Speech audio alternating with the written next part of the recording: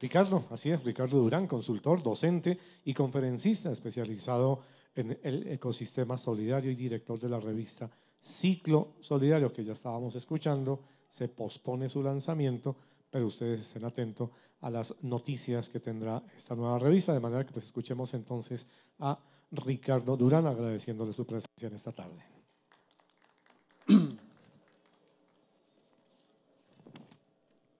Muchas gracias.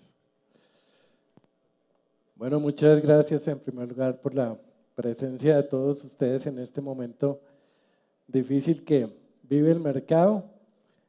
Yo creo que ya todos lo sabemos, fue declarada la pandemia y más allá de lo que pueda implicar eso, yo pues los invitaría a una primera reflexión, y es cuando salió el ébola,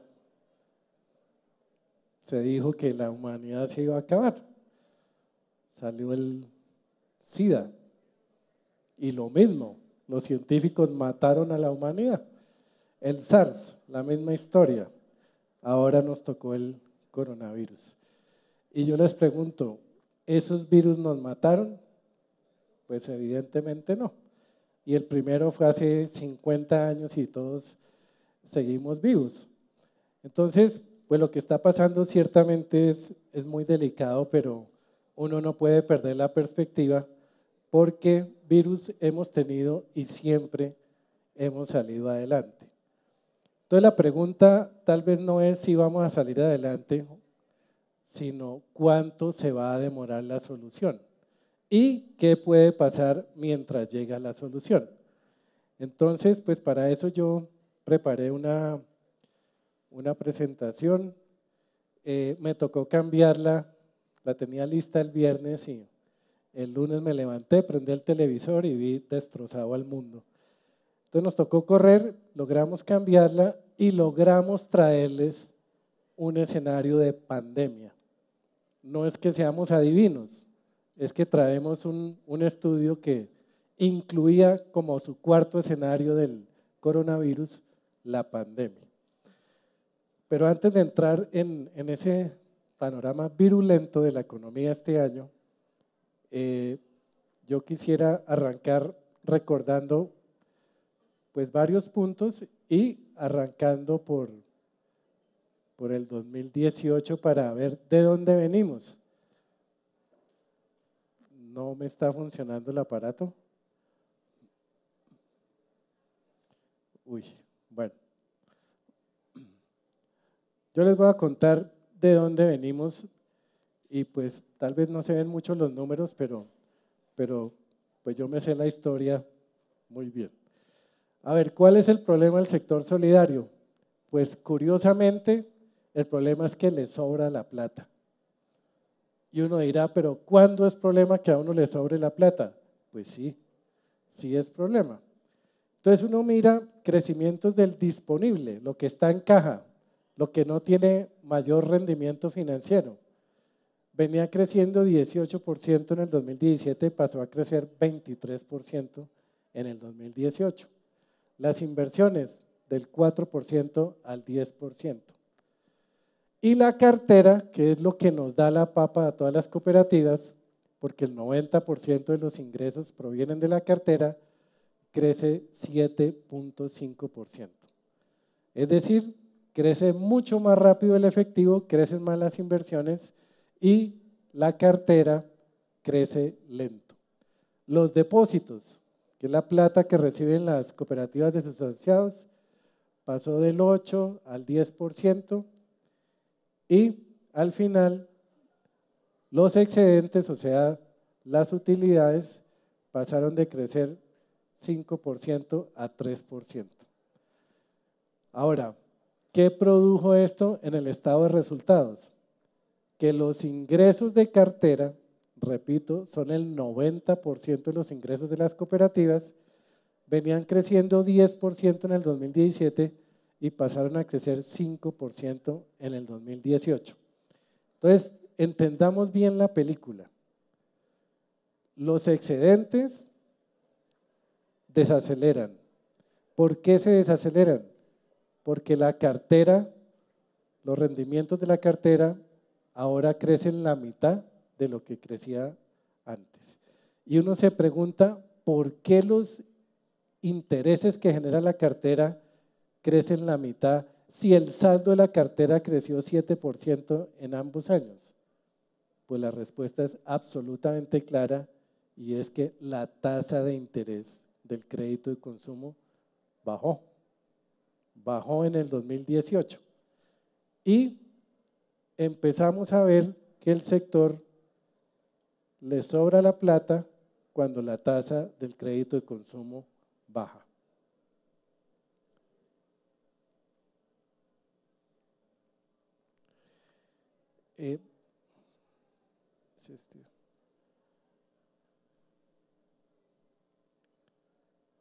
A ver si le cojo el ritmo a esto. Bueno, adicionalmente, otra forma de ver esto, esta desalineación de los crecimientos es mirando cuánta plata se le prestó a cada deudor. Y, perdón, esto está como loco, pero bueno, me quedo acá. Lo delicado de todo esto es que si ustedes miran uy, esto está loco. Perdón, ¿no me lo pueden hacer manual? Ok, muchas gracias. Entonces, qué pena, devuélvete una, otra. Listo. Una para adelante, por favor.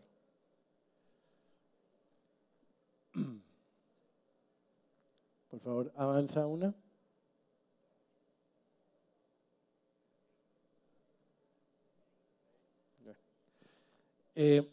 ¿Cuánta plata trae el asociado? Son los depósitos por ahorrador. ¿Cuánto capital trae el asociado? Y lo que uno ve, que estamos señalando con rojo, es que cuando uno mira el crédito per cápita y los depósitos per cápita, esas tasas son crecientes. Es decir, cada vez los asociados llevan más plata a la cooperativa, bien sea como depósitos, bien sea como aportes sociales. Y en cambio, qué pena en la anterior. En cambio, el crédito promedio por deudor se desacelera. Entonces, ¿qué es lo que está pasando?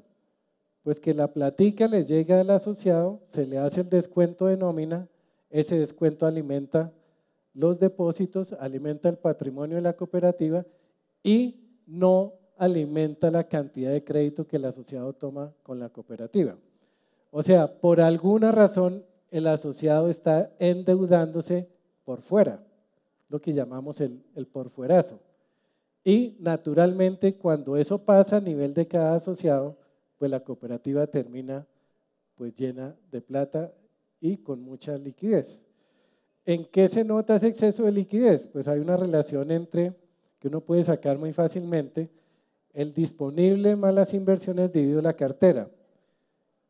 Esa relación se aumenta 2 puntos porcentuales, por decir algo, significa que el exceso de liquidez es de 2 puntos y que empieza a sobrarle la plata a la cooperativa. En la siguiente,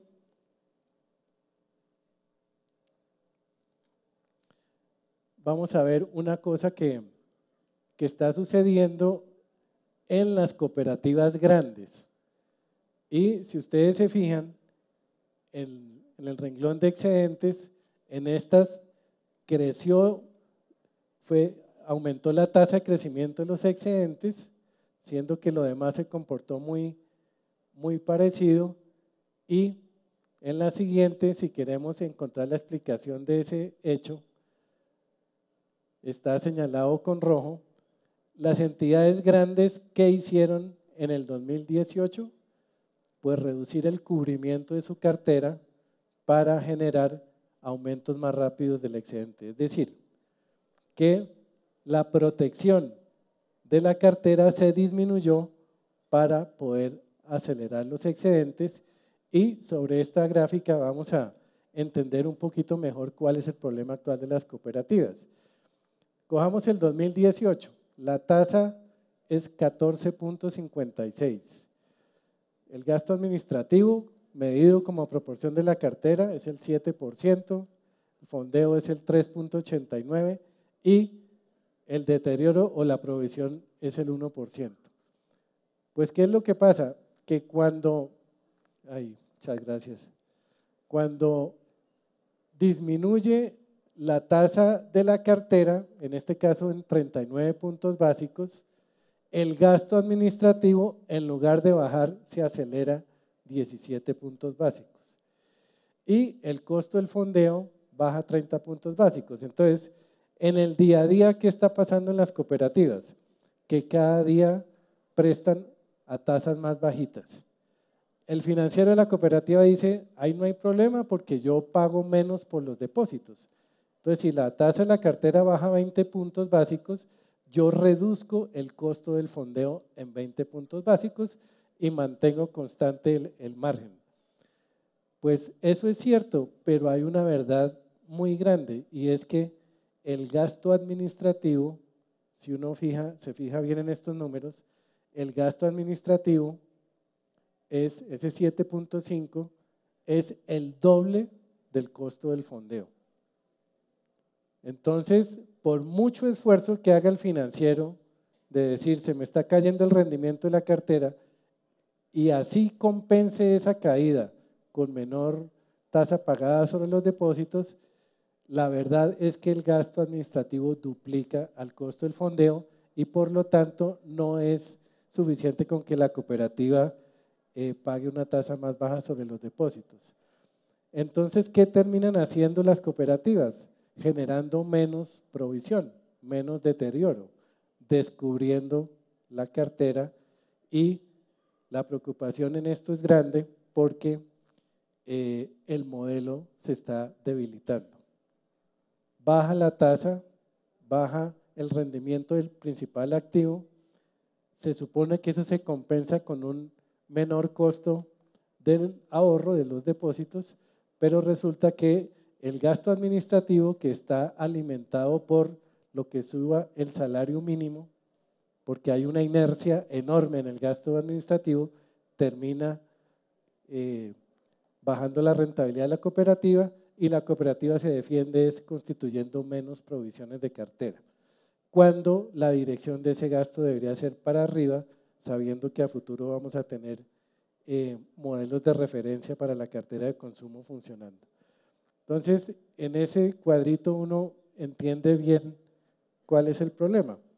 El problema es de rentabilidad, pero en el fondo es de competitividad. En la siguiente, si quieres pasémosla, es un resumen con otro tipo de entidades.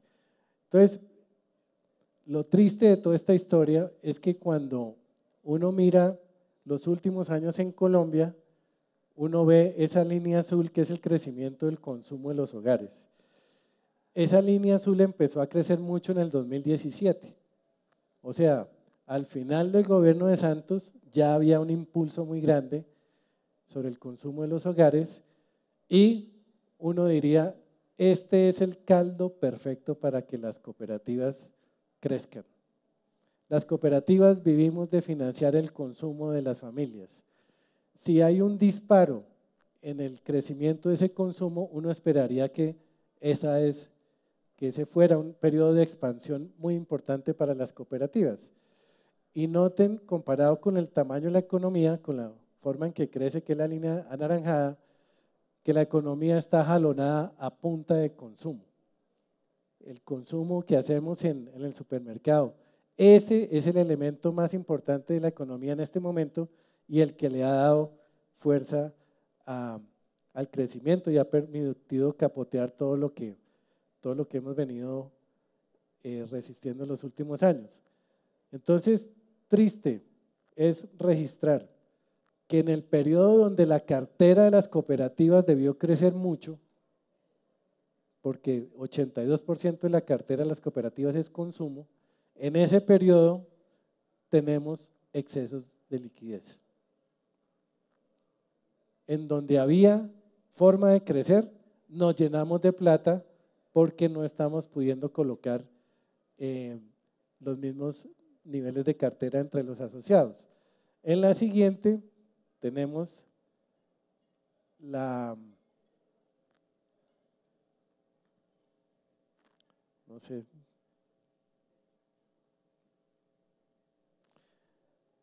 cuánto ha crecido el consumo en los hogares, pero restándole la tasa de crecimiento de la economía, y miren ese disparo del que nos hablaba esta mañana Camilo Herrera. Colombia tiene una virtud enorme, y es que el consumidor está deprimido. La confianza del consumidor está en terreno negativo casi que desde que empezó el gobierno de Duque. El desempleo está altísimo y sin embargo, miren el consumo cómo crece por encima de la tasa de crecimiento de la economía.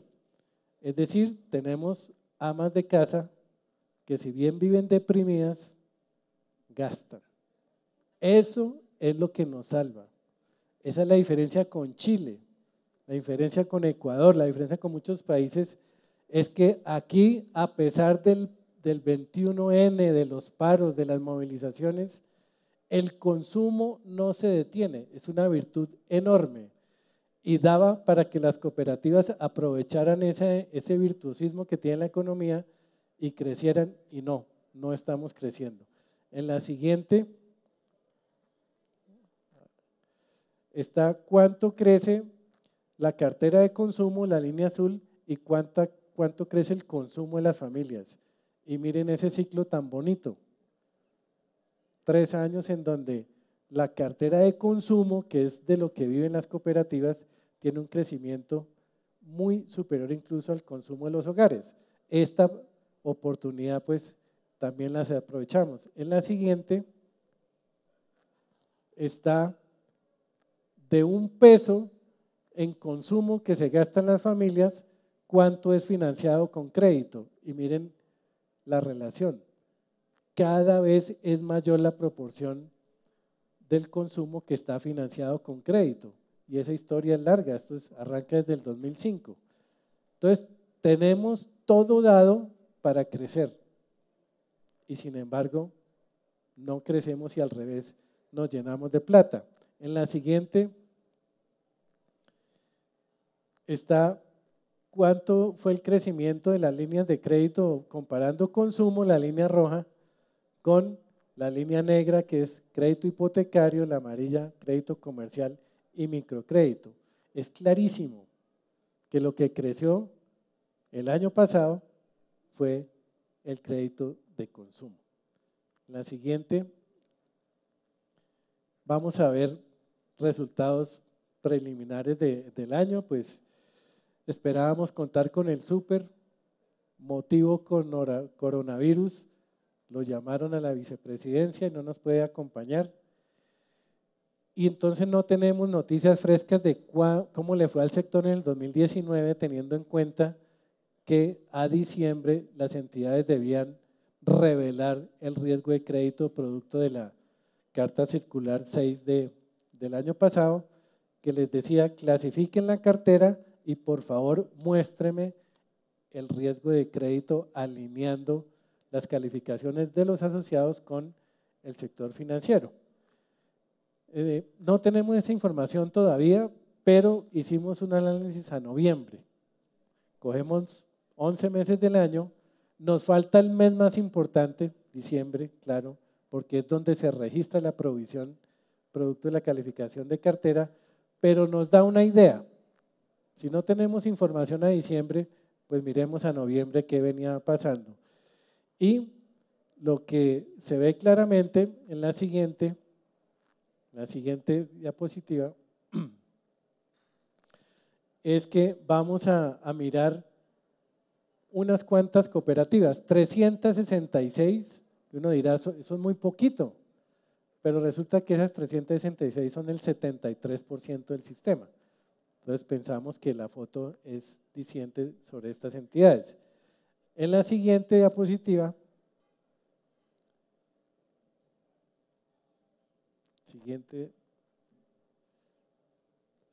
tenemos un resultado que pues está en rojo.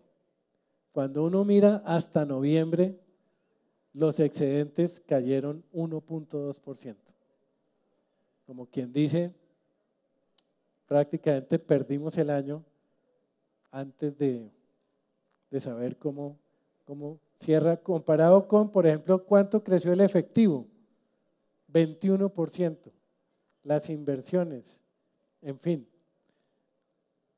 En apariencia, el sector perdió el año, pero eso se debe a una razón y por favor, cuando salgan las cifras, tengamos en cuenta que influye muchísimo en este resultado. La siguiente diapositiva es que una sola cooperativa, una sola, perdió 124.000 millones de pesos.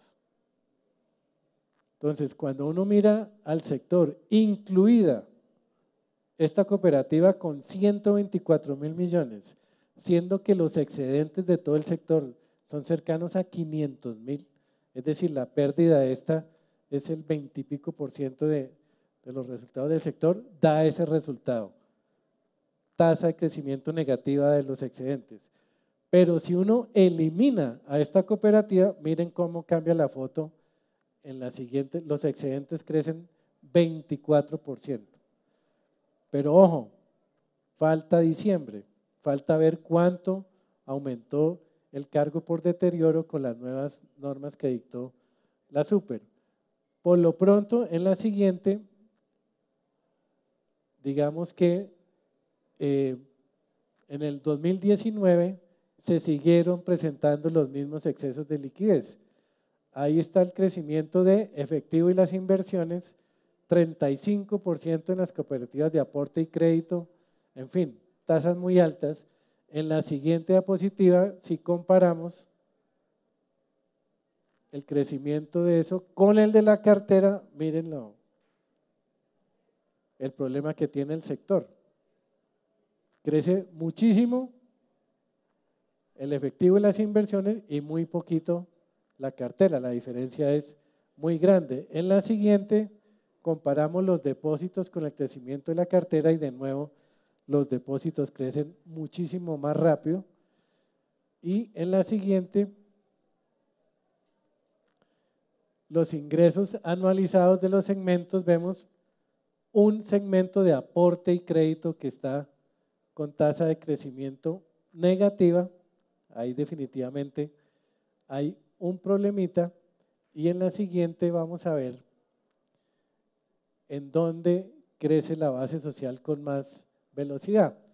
Curiosamente, es en el segmento de aporte y crédito que es el que tiene una caída de los ingresos. Entonces, nos parece que ahí hay que tener cuidado porque ese segmento está muy delicado y sin embargo es donde más crecen los asociados. Dale. Un consuelo, digamos, dentro de esta historia de excesos de liquidez es cuando uno mira el crecimiento de las entidades y le quita el patrimonio, es decir, el aporte que hacen los asociados mensualmente, pues uno diferencia dos grupos. El de la línea, el del círculo verde son las cooperativas que captan ahorro y el círculo rojo son las cooperativas que no captan ahorro. Y lo que vemos es que crecen bien las que tienen ahorro y los segmentos más débiles son los que no tienen ahorro, de manera que uno a partir de estas fotos podría decir que riesgos sistémicos no hay en el sector, pero sí hay una preocupación grande con los excesos de liquidez, que finalmente lo que indican es que no hay capacidad para colocar más deuda entre los asociados. En la siguiente vamos a ver la cruda realidad. Un año 2019 que daba para todo. ¿Cuánto crecieron en cartera el sector financiero tradicional? 14.4%. ¿Cuánto crecieron las cooperativas? 6.5%. Es decir, 7.9 puntos de diferencial en el crecimiento de los bancos versus las cooperativas. Esto es como si a Nairo en el Tour de Francia le cogen 8 minutos en una etapa que le es favorable a Nairo. Una contrarreloj de montaña, una cronoescalada en donde se supone que Nairo debe ganar, es decir, donde se supone que las cooperativas debían crecer por ese boom del consumo que tuvimos, en esa etapa pierde 8 minutos. Y cuando Nairo pierde 8 minutos, no puede ganar el Tour de Francia. Y cuando uno compara el 2019 en la siguiente diapositiva con el 2017 y el 2018, pues uno se da cuenta que antes el diferencial entre el crecimiento de los bancos y las cooperativas era de 2 puntos. Es decir, Nairo perdía 2 minutos en el Tour del 17, 1.8 minutos en el Tour del 18 y perdió 8 minutos en el Tour del 2019. O sea que el problema se agrava y si ya son 3 años de excesos de liquidez, el fenómeno es estructural.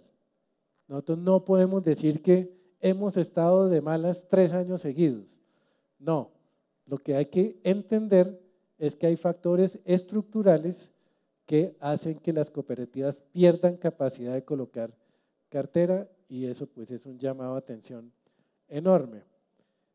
En la siguiente está la razón de todo este problema y es cómo ha caído la tasa de interés de los créditos de consumo en el sistema financiero.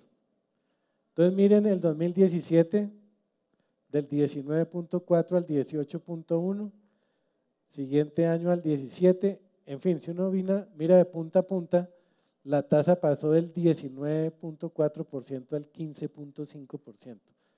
4 puntos porcentuales de caída en la tasa de crecimiento en la tasa de la cartera de consumo.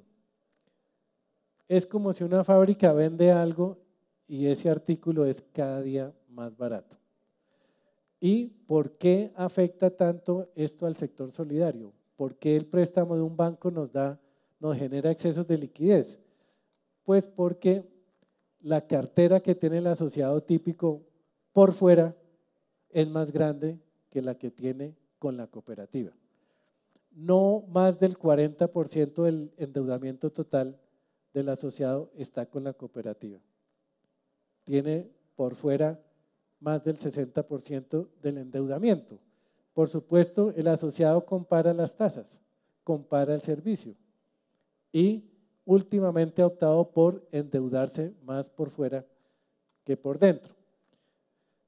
Esta gráfica yo diría que está cambiando un paradigma dentro del sector porque nosotros en teoría colocamos la cartera a tasa fija, a 5 años.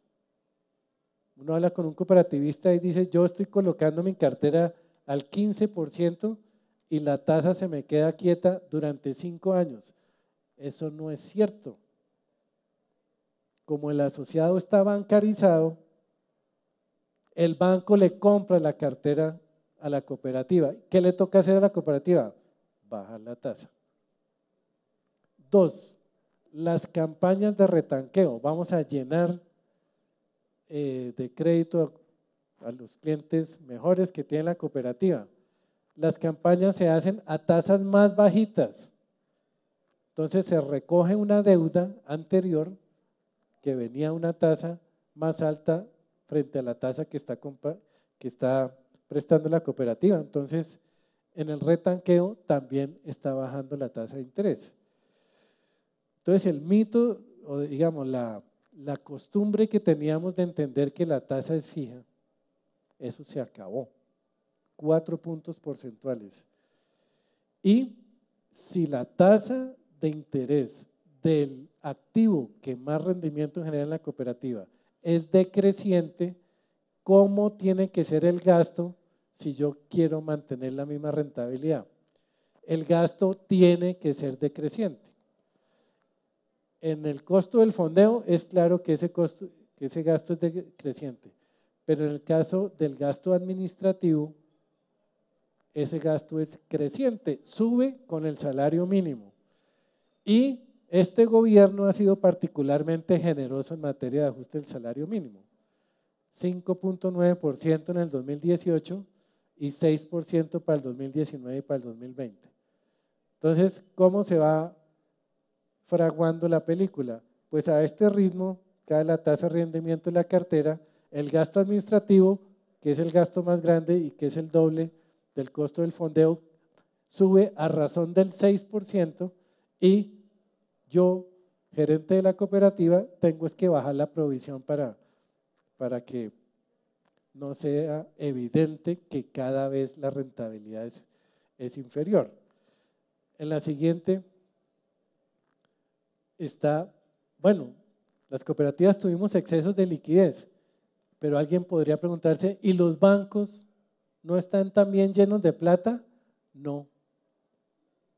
A ellos no les sobra la plata. Y la prueba es que la tasa de captación de la banca, entendida como la DTF, la captación a 90 días en CDTs, bajó 11 puntos básicos el año pasado. Entonces, la tasa de interés de la cartera de consumo bajó 1,5 puntos, o sea, 150 básicos. Y en cambio, el costo del fondeo vía emisión de CDTs a 90 días solo bajó 11 puntos básicos. Entonces, miren cómo es la película. En ese año tan bueno en el que debía crecer el sector cooperativo, el que creció fue el sector financiero. Nos sacó 8 puntos de diferencia en la tasa de crecimiento. Ellos no se llenaron de liquidez. El costo del fondeo es estable, 11 puntos básicos es muy poquito. Y sí nos llenamos de liquidez las cooperativas. Entonces yo creo que es muy claro que hay un problema de competitividad que nace del hecho de que la cooperativa cree que la tasa de interés es fija. No es fija. Cuando el banco compra la cartera de la cooperativa y cuando se retanquea a los asociados a tasas inferiores. En la siguiente, ya vamos para el 2020. Y pues nos llega el 2020 con coronavirus y con choque petrolero. Estos son los escenarios, un análisis que hicieron los economistas de Bloomberg, diciendo cuánto cae el crecimiento de cada país frente al escenario de no coronavirus. Lo que significan esos porcentajes es eso, cuánto decae el crecimiento frente a una situación en la que no hay coronavirus. Y el escenario más suave es el 1, en donde se asume que en el segundo trimestre del año ya se contiene el virus. El efecto es muy chiquito, pero hoy ya sabemos que este no fue el escenario. El segundo escenario, la siguiente diapositiva, hay un contagio mayor, la recuperación no es inmediata, es más lenta, todos son efectos sobre el 2020, no son a largo plazo, son efectos este año. Entonces se cae 1,2 la tasa de crecimiento de Alemania, Japón -1, se afectan Alemania, Francia, Japón, Italia, Corea del Sur.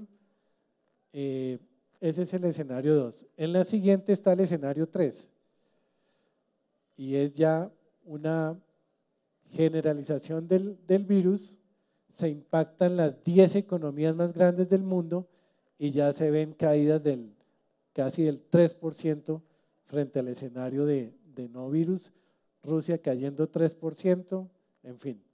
Y viene el escenario 4, que es la siguiente diapositiva, la pandemia, la que fue declarada hoy por la Organización Mundial de la Salud. Asumiendo en este ejercicio, obviamente son cálculos de analista, un poquito especulativos, pero al menos dan un marco de referencia.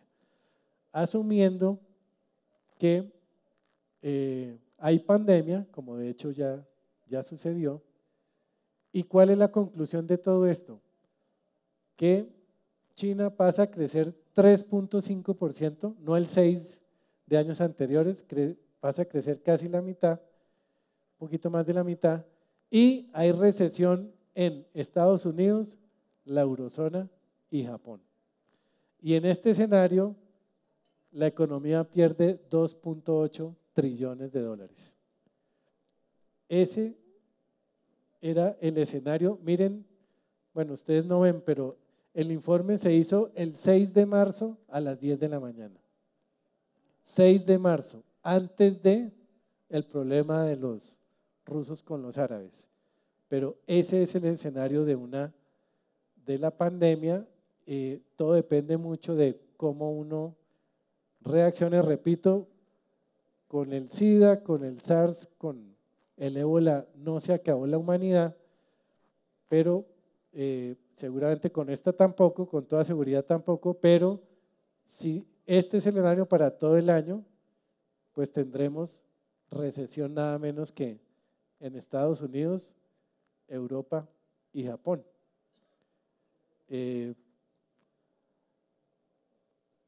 Bueno, siguiente. Eso fue el 6 de marzo, ese ejercicio, 6 de marzo, 10 de la mañana.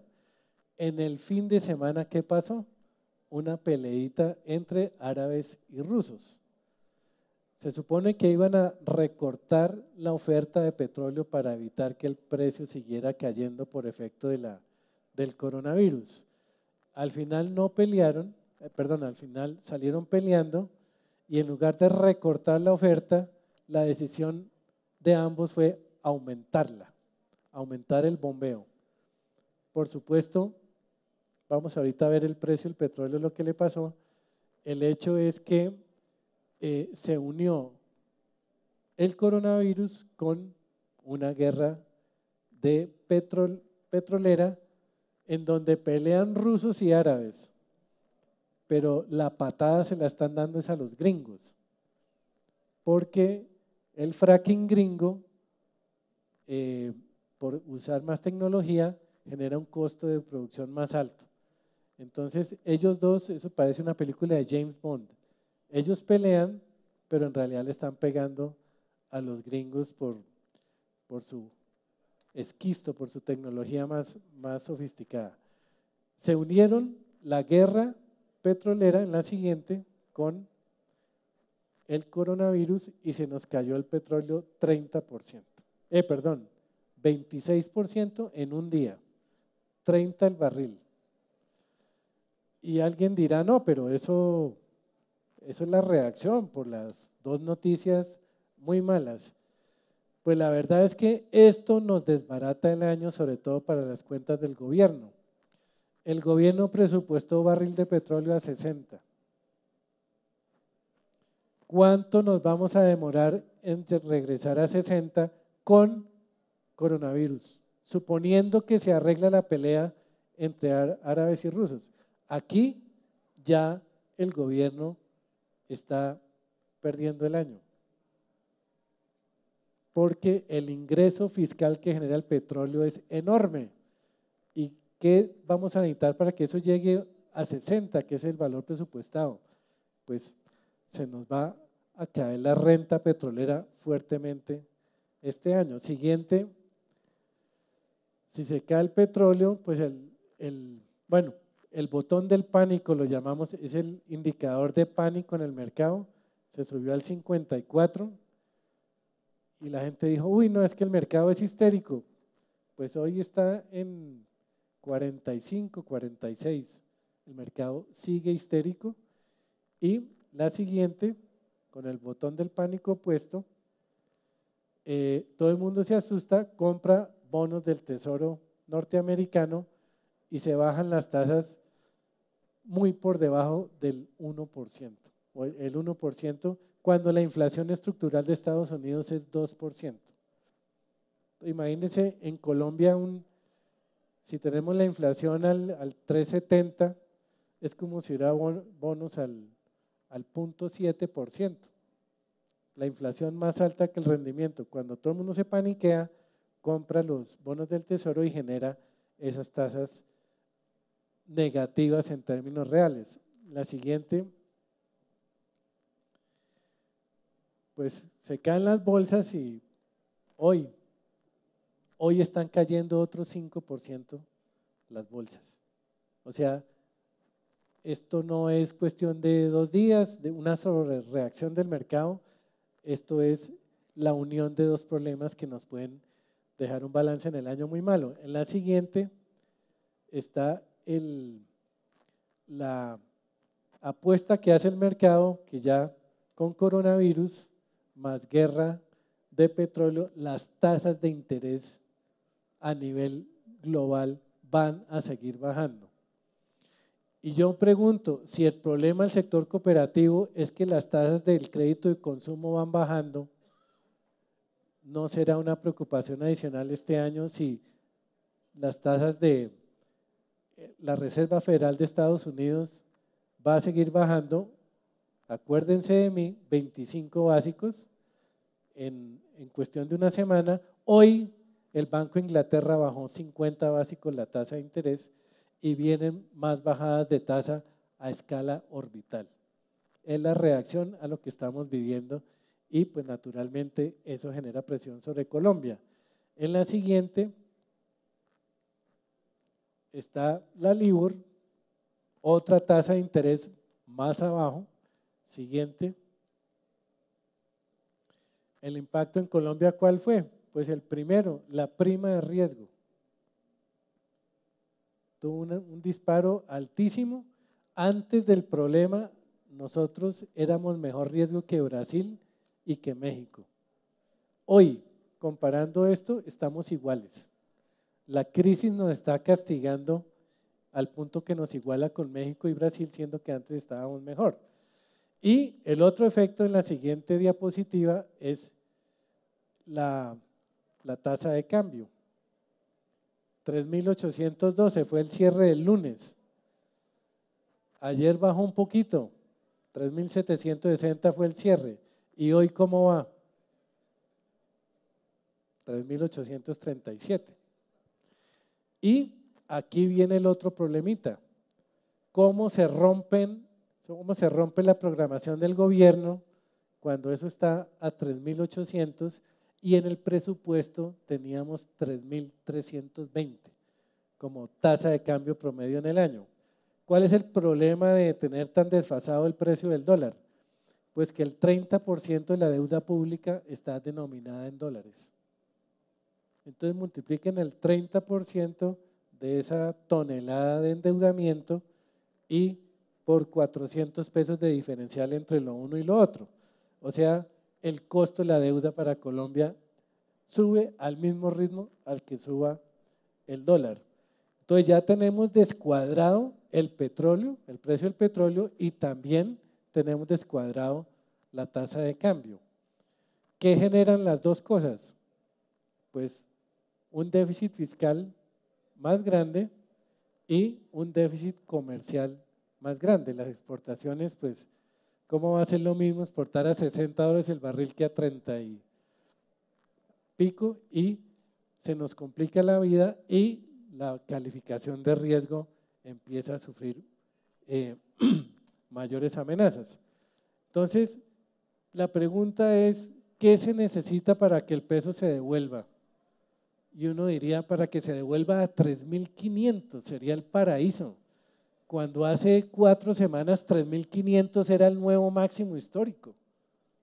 Hoy sonaría que se nos apareció la Virgen si el dólar regresa a 3.500. No, señor, es el máximo histórico marcado recientemente. Entonces, se salió de madre el dólar. Y en la siguiente gráfica, en la siguiente diapositiva, hay unas líneas. La línea amarilla es un techo que tiene el Banco de la República donde le vende dólares al mercado para evitar que siga devaluándose el peso. Pues fue tan fuerte ese 6%, ese techo es del 3%. El totazo del lunes fue 6%, duplicó el techo que tiene el Banco de la República. Entonces, está salido de madre y va a generar inflación. De eso, pues no les quepa la menor duda. En la siguiente diapositiva tenemos el peso mexicano. Claro, todos se devalúan, pero fíjense cómo es la vida.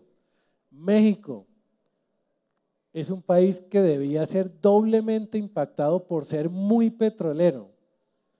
la tasa de cambio colombiana se pegó un totazo mucho más fuerte que la mexicana, siendo que aquí debió sentirse un efecto mayor. Y pues el real de Brasil también devaluándose. En la siguiente tenemos el precio de las acciones en Colombia y las tasas de los TES. ¿Qué es lo malo de que se caiga el precio de las acciones y que se suban las tasas de los TES? Pues que las pensiones, bueno, no de los que están en Colpensiones, pero las pensiones de los fondos privados se van a dar un totazo monumental. Porque nos guste o no, cuando nos hacen la deducción para el fondo, ¿qué hace el fondo de pensiones con la plata? Lo mete en acciones y en TES. Entonces, de nuevo, en unos mesecitos sabremos cuánto nos costó el totazo ya en cuanto a nuestros ahorros pensionales. Siguiente.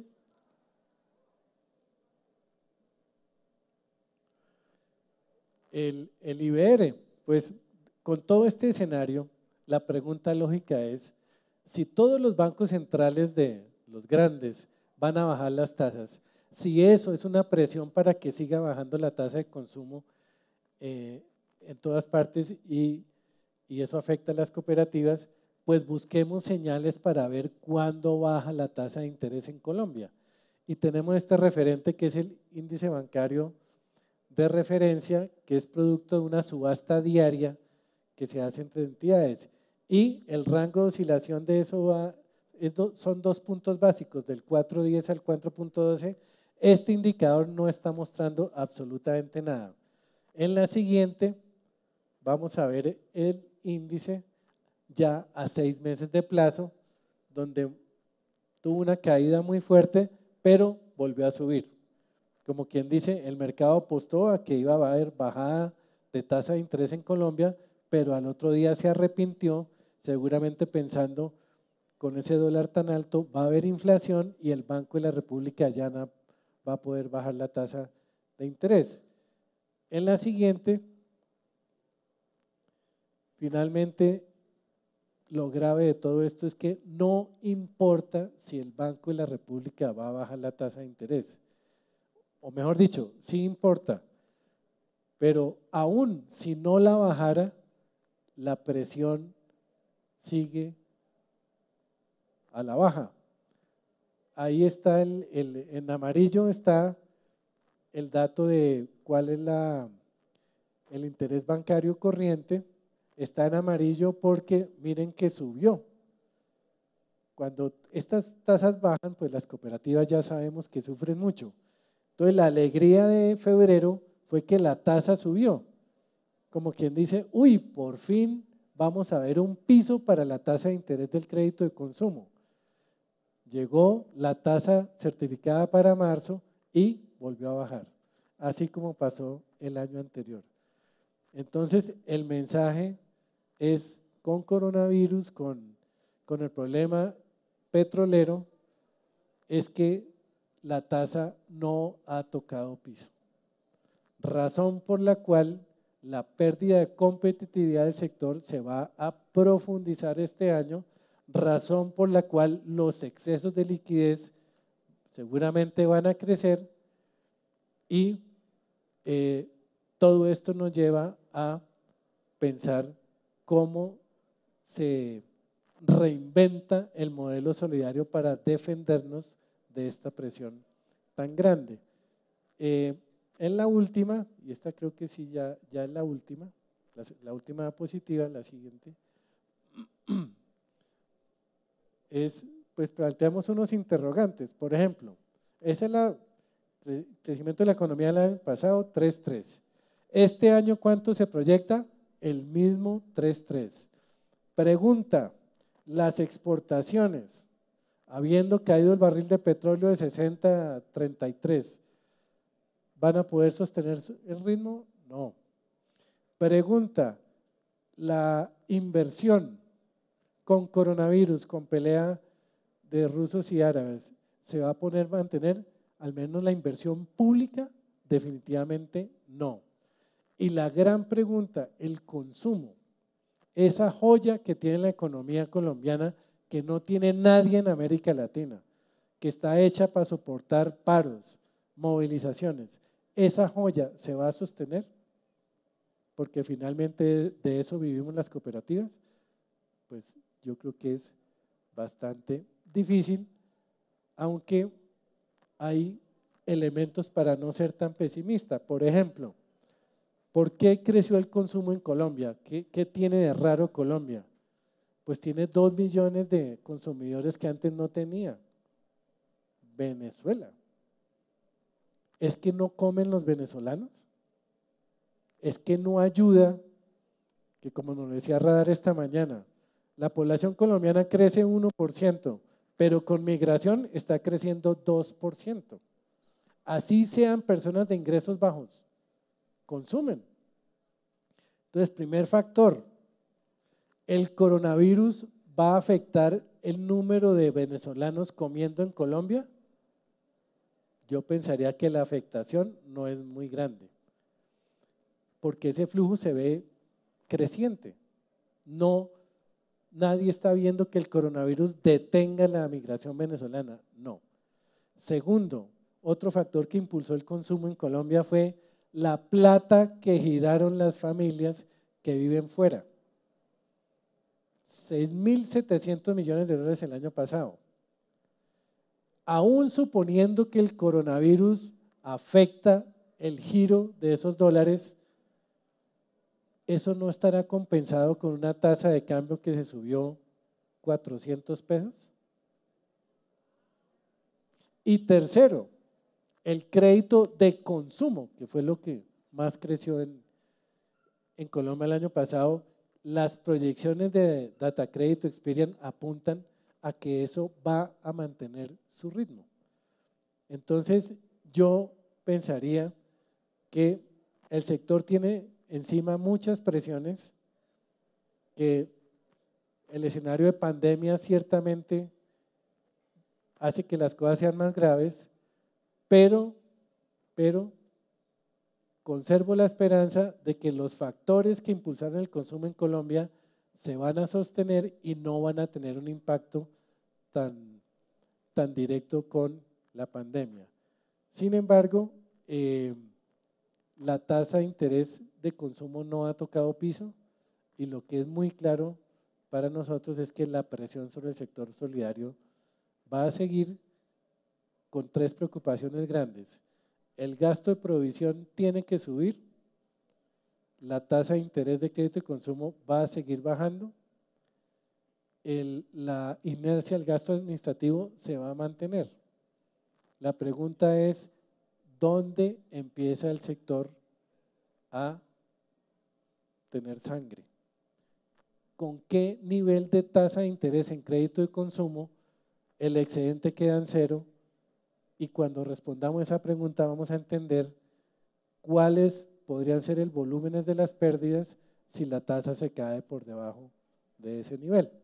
Entonces yo cierro con esto, esta última frase sobre todo es para picarle la lengua a mis compañeros de panel, al doctor Acero, al doctor Avendaño en Fogacop, al doctor Jaime Hernández de COP Central, debate que vamos a dar a continuación. Muchas gracias.